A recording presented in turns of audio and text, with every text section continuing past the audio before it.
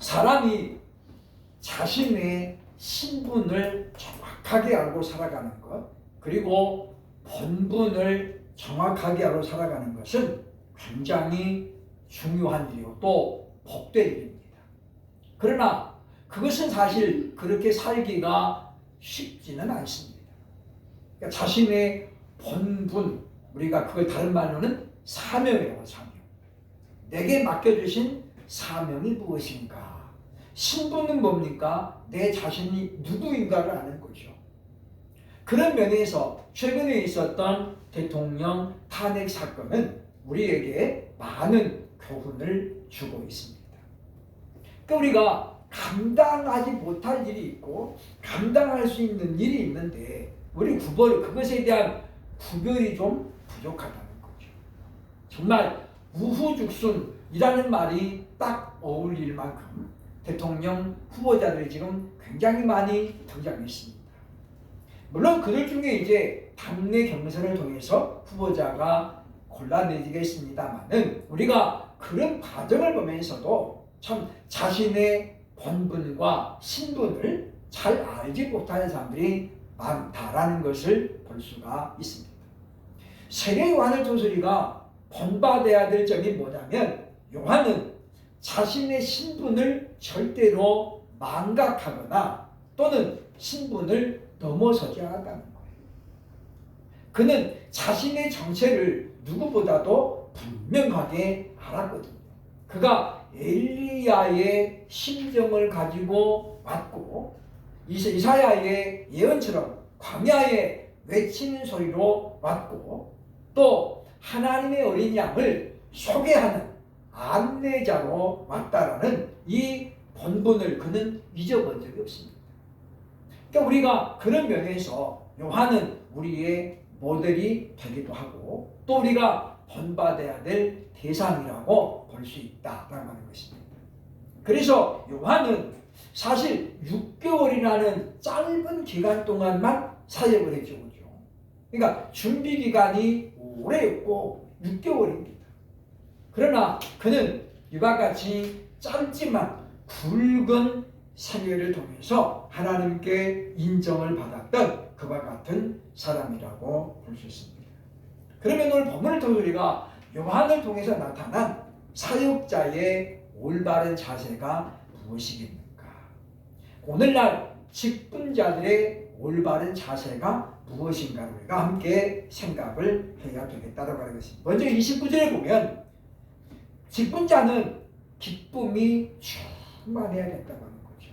그런데 그 기쁨이 뭐냐라는 게 핵심이에요. 그죠? 29절 보겠습니다. 다시 봅니다. 시작. 신부를 취하는 자는 신랑이나 서서 신랑의 음성을 듣는 친구가 크게 기뻐하니 나는 이러한 기쁨으로 충만합니다. 지금 이 말씀은 비유로 드는 말이죠. 요한이. 그러니까 보면 혼인을 하는데 신부를 맞이하는 신랑이 크게 기뻐해야 되는데 그 신랑의 음성을 듣고 정말로 크게 기뻐하는 사람이 누구냐면 신랑의 친구라는 거예요. 근데 요한은 나는 이러한 기쁨으로 충만하였다라고 지금 이야기하는 거잖아요. 그러니까 우리가 이것은 복합적으로 생각할 수가 있는 거죠. 그죠? 그러니까 이 말은 무엇이냐면 요한은 예수 그리스도의 진정한 친구다라고 하는 거예요. 그러니까 보면 뒤에 나옵니다만은 예수님의 인기라고 하면 좀 그렇습니다만은 사람들이 예수님에게 다 옮겨가잖아요.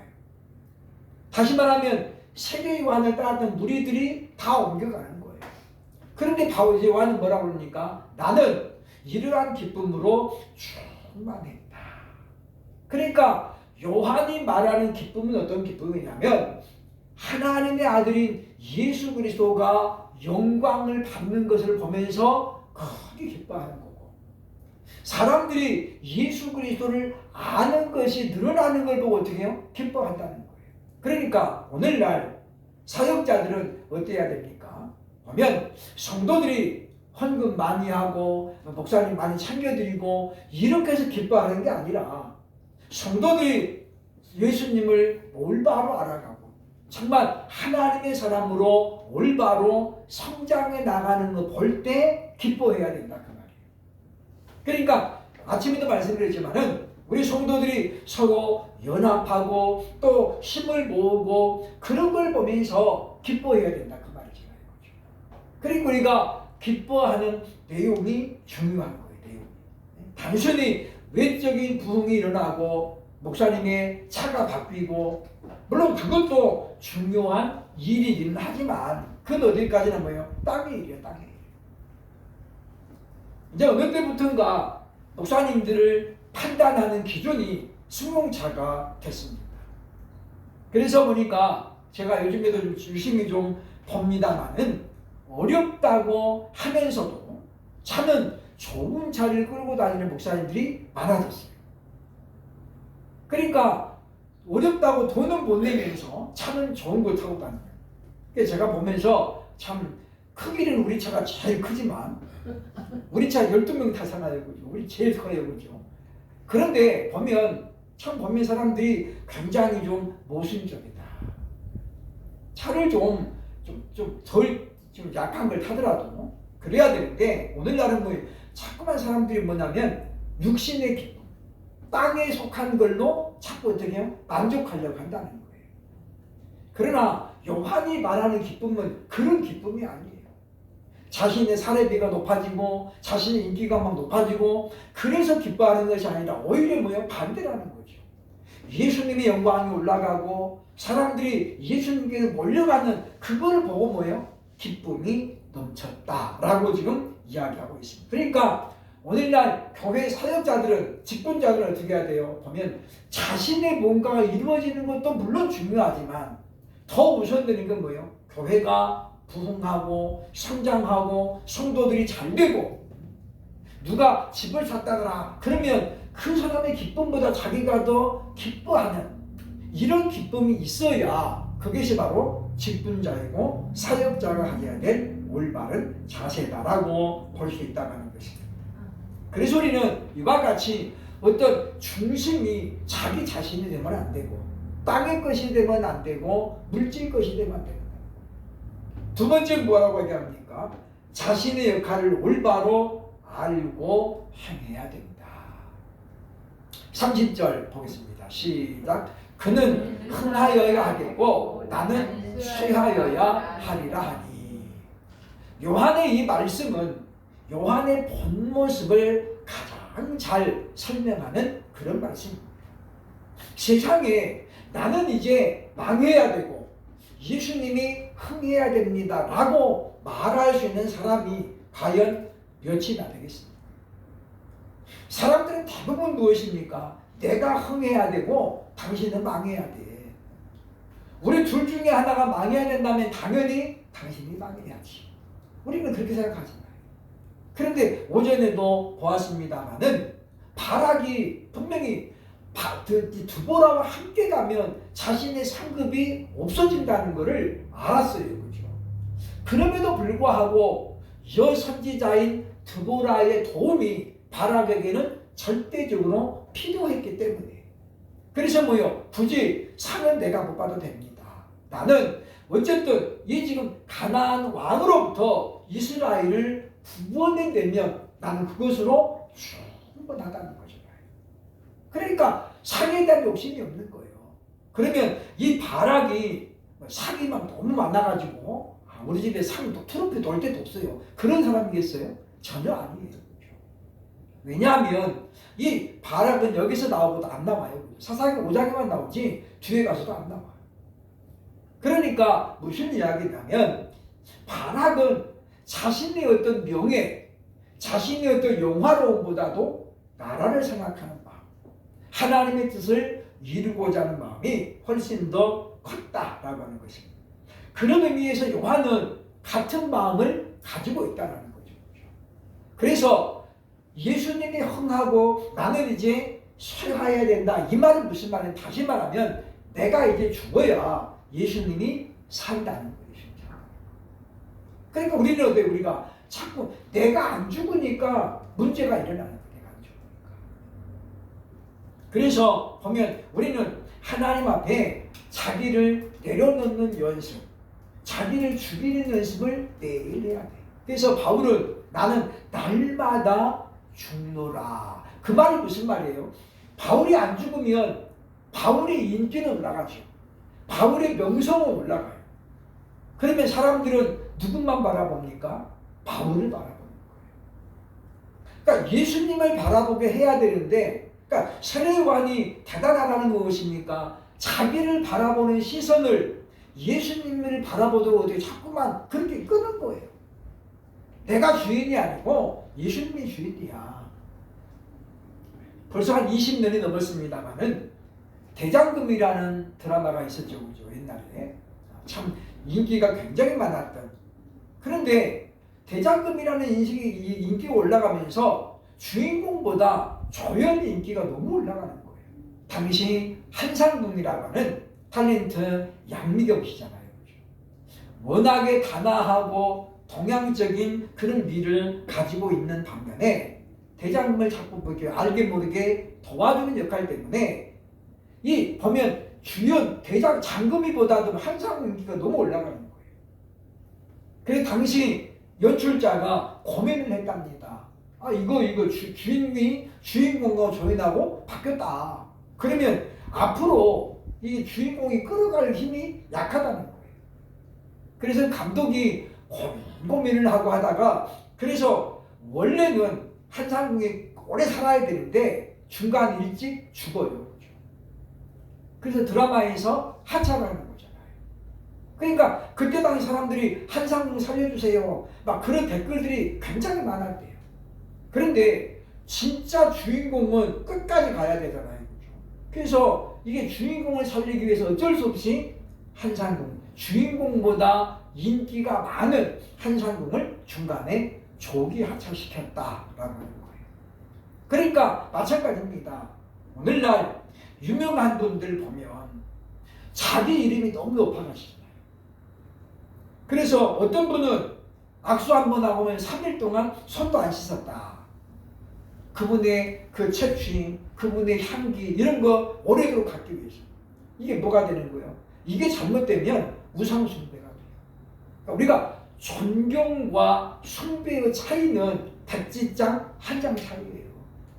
그러니까 우리가 성경은 물론 주의 종들을 말씀을 전하는 자들을 존경하라 그랬어요. 그죠? 그런데 그 존경이 조금만 넘어가면 뭐가 돼요? 숭배가 돼, 숭배.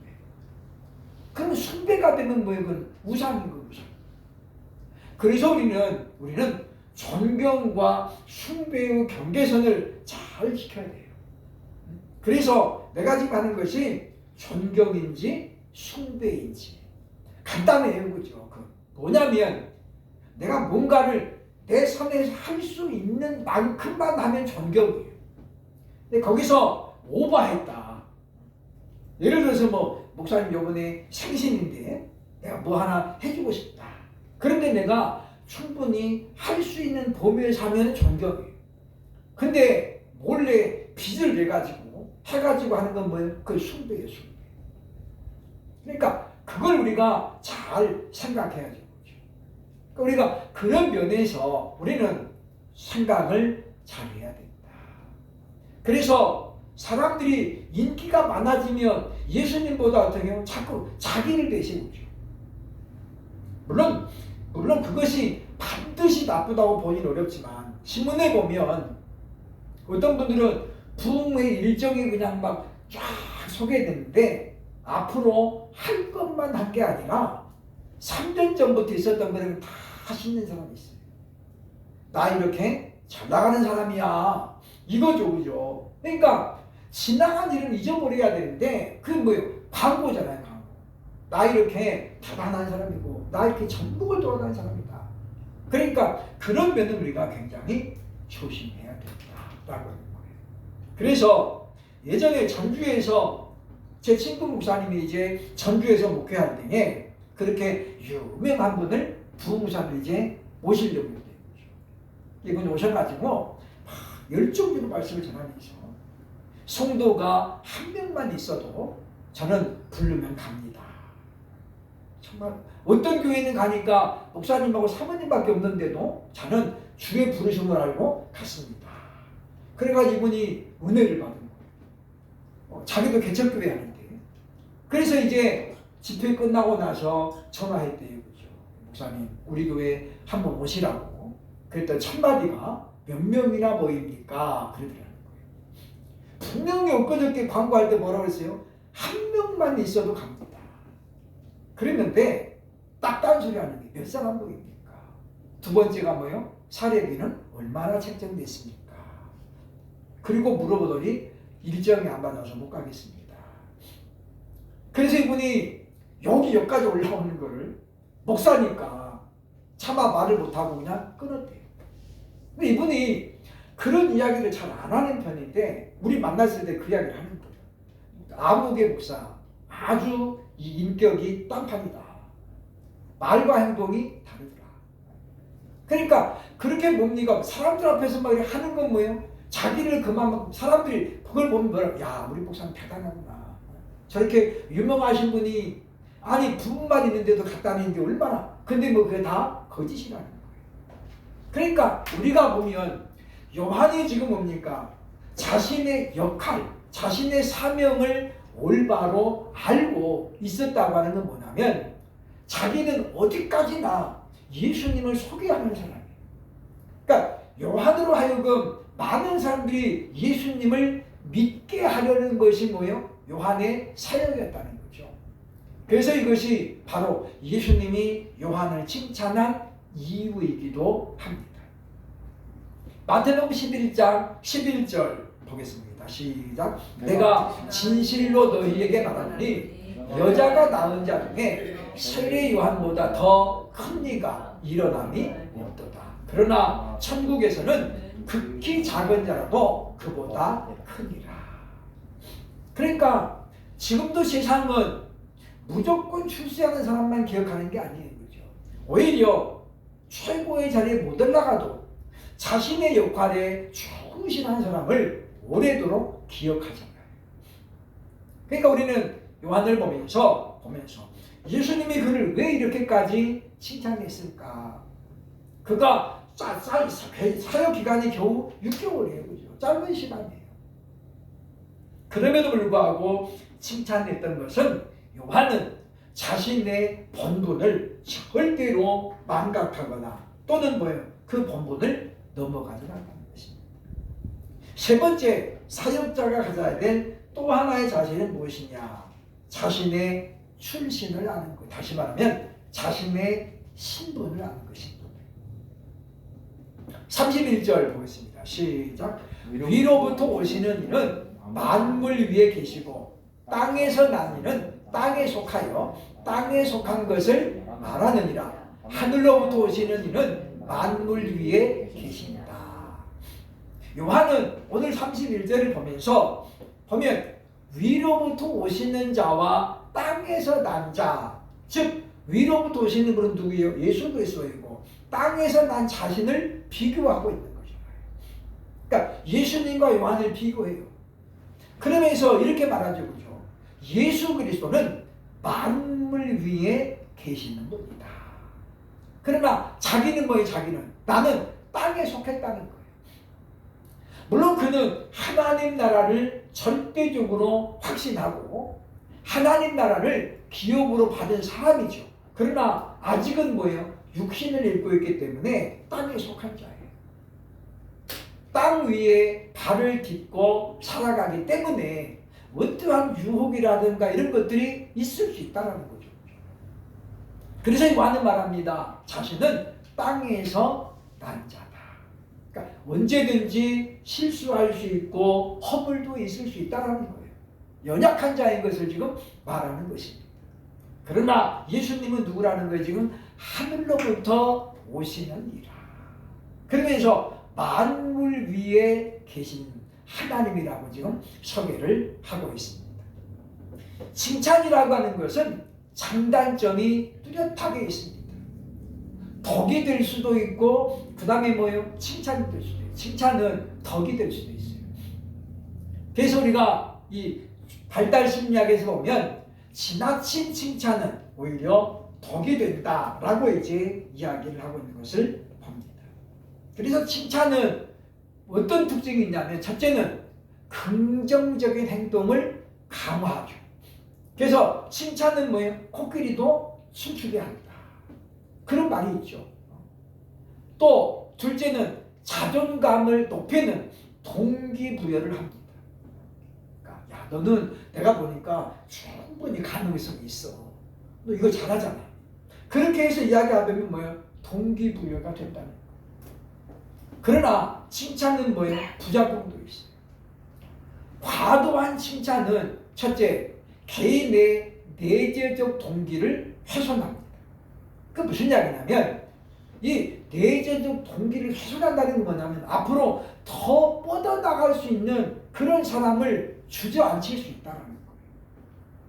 두 번째, 잠재력을 발휘하는데 방해가 될 수 있다. 그래서 무조건 칭찬은 자녀로 하면 뭐예요? 도전정신을 멈추게 하고 또 노력을 하게 해야 되는데 노력을 멈출 수 있습니다. 왜냐? 야, 나는 이미 경지에 올랐어. 나보다 잘하는 사람 없어. 왜? 주변에서 다 그렇게 얘기하잖아. 그럼 뭐가 돼요? 자아도취가 돼요. 자아도취가. 그러면 그 사람은 그때부터 어떻게 돼요? 이제 성장은 멈춥니다. 그리고 그 현실에 안주하려고 애를 쓴다는 거죠. 더 잘해보려고는 노력도 없어지고 의욕도 없어지고. 그렇기 때문에 우리가 칭찬은 잘 가려서 해야 된다라고 하는 거죠. 그래서 무엇이든지 과유불급은 안 돼요. 오히려 넘치는 것은 뭐예요? 부족한 것만 못하다라는 거잖아요. 넘치면. 그러니까 우리가 주유소에 기름도 넘치면 어떻게 다 흘러나와 버리잖아요. 그래서 기름 넣을 때 뭐예요? 만땅 채우지 말라는 거예요. 만땅 채우지 말라.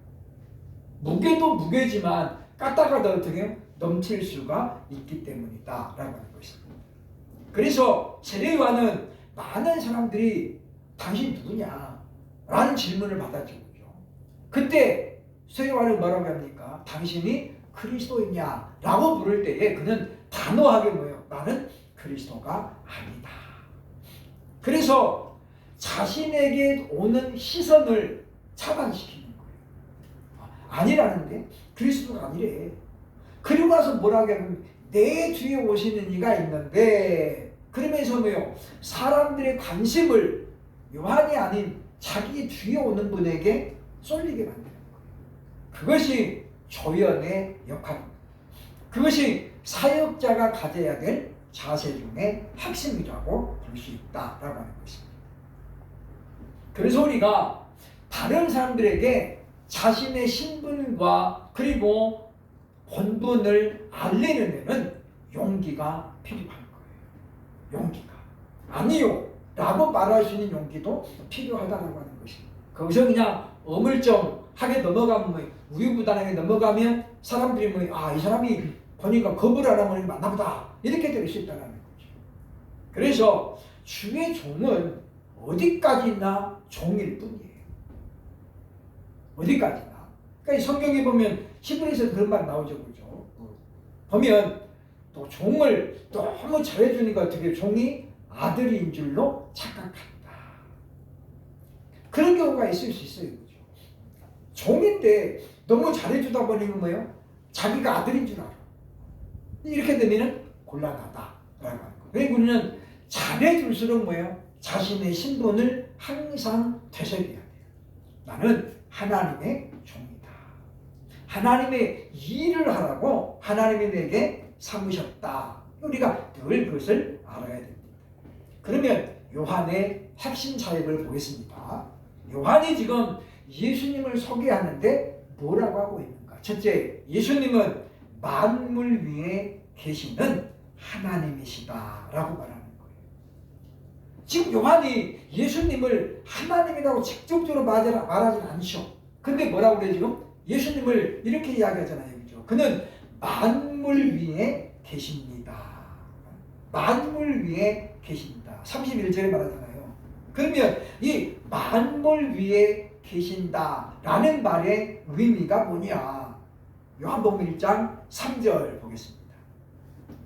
요한복음 3절 봅니다. 시작. 만물이 그로 말미암아 지은 바 되었으니 지은 것이 하나도 그가 없이는 된 것이 없느니라. 위로부터 오신 자라는 거예요. 그러면서 지금 로마서 9장 5절을 다시 우리가 봅니다. 조상들도 그들의 것이요 육신으로 하면 그리스도가 그들에게서 나셨으니 그가 누구의 지금 그리스도죠. 그리스도는 만물 위에 계셔서 세세에 찬양을 받으실 하나님이시니라.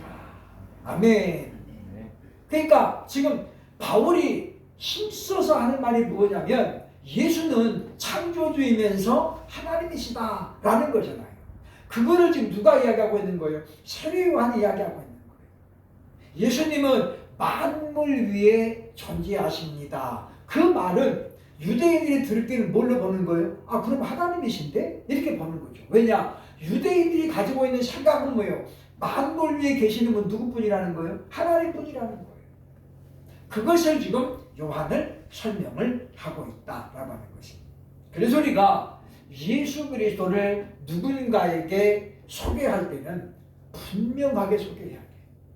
분명하게. 우리가 잘못된 또는 비슷한 그런 내용으로 소개하면 잘못 전달될 가능성이 많다라고 하는 것입니다. 두 번째, 예수님은 하늘에 속한 말을 한다고 이야기하죠. 31절에 이야기합니다. 보면 요한은 자신이 피조물임을 항상 기억해요. 그래서 말하잖아요. 나는 땅에서 난 자라.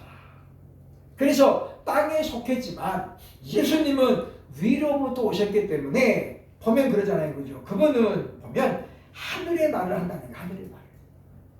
하나님의 말씀을 한다는 거잖아요. 그래서 본질적으로 요한과 예수님은 다르다는 거예요. 그걸 누가 이야기하는 거예요? 지금 자기가 이야기하는 거예요. 히브리서 기자가 히브리서 1장 2장에서 핵심적으로 하는 말이 있습니다. 그건 뭐냐면 예수 그리스도는 모세보다도 우월하고 천사보다도 우월하고 어떤 선지자보다도 우월하십니다 라고 이야기하는 거예요. 그런데도 사람들이 잘 못 알아들어요. 그랬더니 히브리서는 뭐라고 말합니까? 모세는 주인 집의 하인이고 예수님은 주인 집의 아들이다. 그러니까 당시 유대인들 세계에서는 뭐예요? 주인의 아들은 곧 누구를 말해요? 주인이요, 주인. 하인은 뭡니까? 종입니다. 어떤 경우에도 신분이 종이 주인과 같아질 수가 없는 거예요. 그때는 신분사회잖아요. 세종대왕이 참 많은 좋은 일을 했습니다만은 신분의 강화를 하면서 어떤 경우에도 양반은 상인과 결혼할 수 없게 만들었죠. 그죠? 그래서 당시에 하인과 결혼하거나 그러면 둘 다 죽이거나 둘 다 관노가 되는 거예요. 그러니까 이 세종대왕이 참 보면 오늘날로 보면 그죠? 참 왜 그랬을까라는 생각이 들 정도인데 신분을 너무 나눠 나가지고 혼인도 못하게 하고 자발적인 것인데 불구하고 막았다라는 것입니다. 그러니까 우리가 보면 왜 그러느냐? 당시에는 뭐예요? 당시에는 본질적인 차이를 받는 거예요. 그래서 뭐예요? 천것이라고 천것. 그래서 옛날에는 뭐예요? 그런 종은 맞아 죽어도 어떤 하소연을 못하는 거예요. 죽어야 책임을 물을 수 있어요. 근데 만약에 하루 앓다가 그 다음날 죽었다. 그럼 괜찮아. 성경에도 나오잖아요. 그날 때에서 그날 죽으면 처벌을 받아요. 하루 있다가 죽으면 뭐예요? 그건 안 처벌받아요. 그러니까 신분이라는 거니까 엄격하게 존재해요. 그러니까 요한은 뭐냐면 나는 피조물이고 예수 그리스도는 창조주다 라고 이야기하면서 이스라엘 백성들에게 예수 그리스도가 사람이 아니라 하나님임을 우리에게 알려주고 있다라고 하는 것입니다. 그 다음에 세 번째 보면 이제 예수님과 같은 마음을 품었다라고 볼 수 있죠. 그게 무슨 이야기냐? 아까 저기 지금 32절에 나오는 말씀인데 보겠습니다. 시작. 그가 친히 보고 들은 것을 증언하되 그의 증언을 받은 자가 없도다. 이건 지금 뭐예요? 칭찬이 아니죠.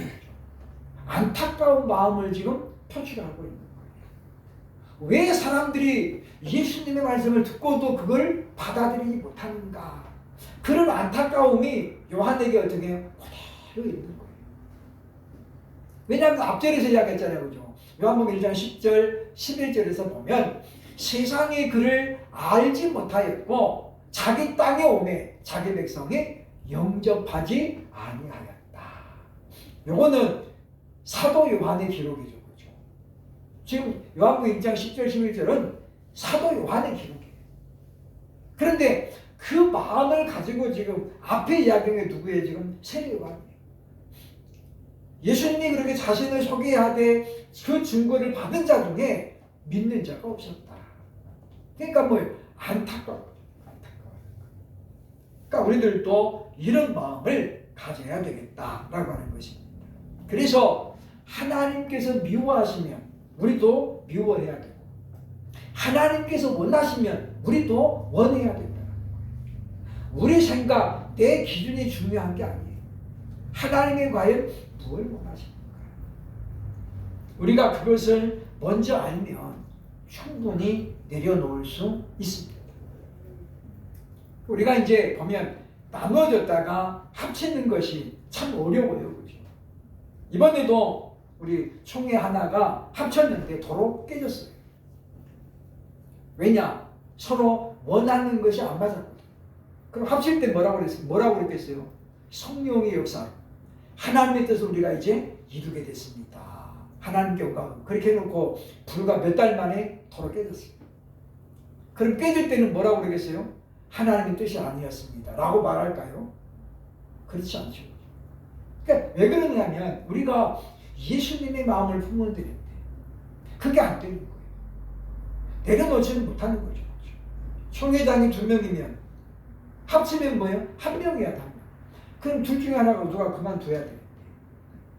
야, 잘생긴 사람이 한 번 더 하자. 뭐 그렇게 한다거나 키 큰 사람이 뭐 더 하자. 이렇게 하면 되는데 그게 안 되는 거죠. 그러니까 이게 참 어려운 것 같아요. 그러나 세례 요한은 그런 마음을 가졌어요. 항상 예수님의 마음을 가지고 예수님 편에서 생각하고 그러면서 주님이 안타까워할 때 자기도 어떻게 해요? 함께 안타까워하는 거예요. 예수님이 이 세례 요한의 제자들이 예수 그리스도를 온전히 인정하지 않으니까 요한이 감옥에 갇혔을 때 그 제자들 누구에게 보내요? 예수님에게 보내는 거예요. 너희가 가서 확인해보라. 그래가지고 제자들이 예수님께 찾아가잖아요. 그리고 묻죠. 오실 그이가 당신입니까? 그러니까 요한이 증거했던 그 선지자 메시아가 당신 맞아요? 그 말이에요. 그죠? 그때 예수님이 하신 말씀이 아까 마태복음 10장에 있는 말씀. 여자가 낳은 자 중에 요한보다 던지 큰 자가 없다. 그러면서 자신의 존재를 설명하는 거죠. 그러니까 이것이 그렇게 쉬운 문제는 아닙니다. 정말 자기를 낮추고 겸손하지 않으면 할 수 없는 거예요. 자기 제자를 다른 사람에게 보내가지고 배우게 한다. 그건 뭐예요? 자기 자존심이 그만큼 상처를 받는 거예요. 그러나 요한이 그렇게 할 수 있었던 이유는 뭐냐면 예수님은 하나님이시고 자기는 피조물이라고 하는 이와 같은 정확한 인식이 그에게 있었기 때문이라는 거죠. 자녀는 부모에게 자존심을 내세우지 않습니다. 그죠? 만약에 자녀가 부모에게 자존심을 내세우면 그 사이는 남보다도 더 어려워지고 불편해져요.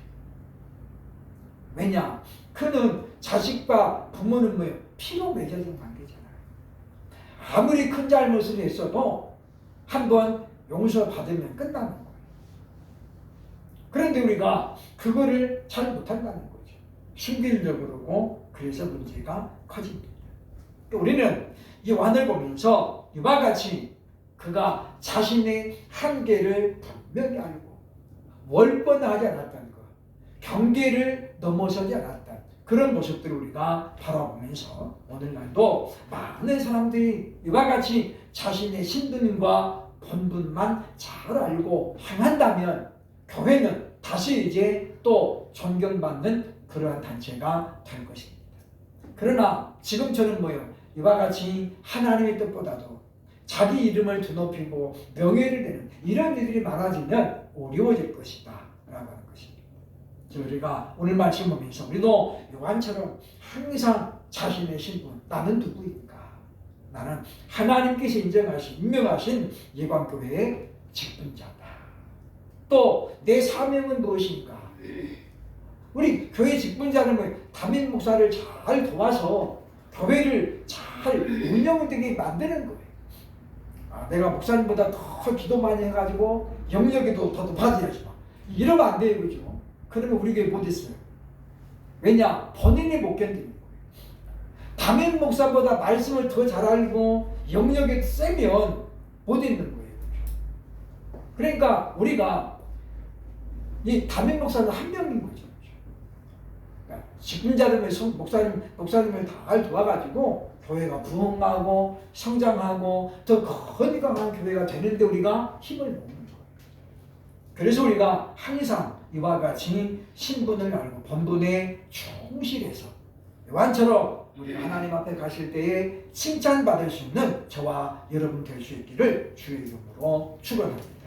기도하겠습니다.